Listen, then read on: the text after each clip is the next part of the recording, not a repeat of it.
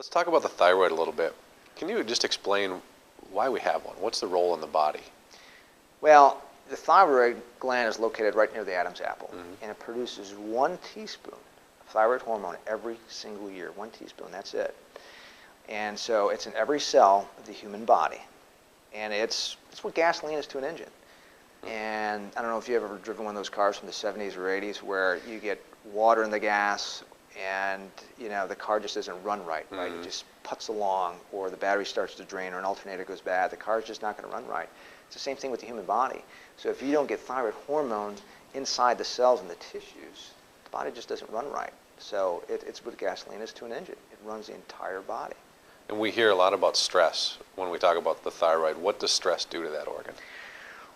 Well, stress is a pretty big word. Yeah. And if we looked at stress, we can probably just pinpoint stress to all the causes of all the different health problems we have. Stress is mental, emotional, it's biochemical, and it's physical. But if we really just focus down to stress and what stress does to the human body, it creates cortisol. The body has 2 glands that sit on top of on top of your kidneys called the adrenal glands. So the body goes underneath stress.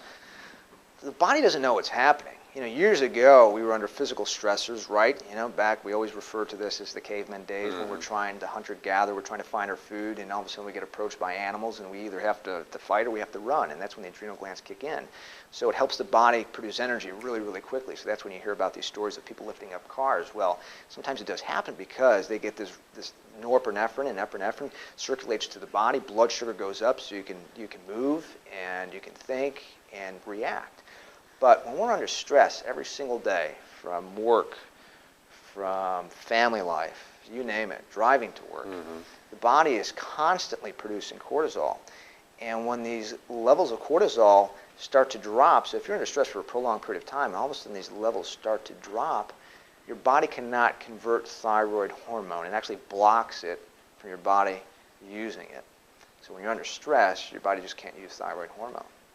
And again, that stress could be physical, it could be biochemical, or it could be mental and emotional.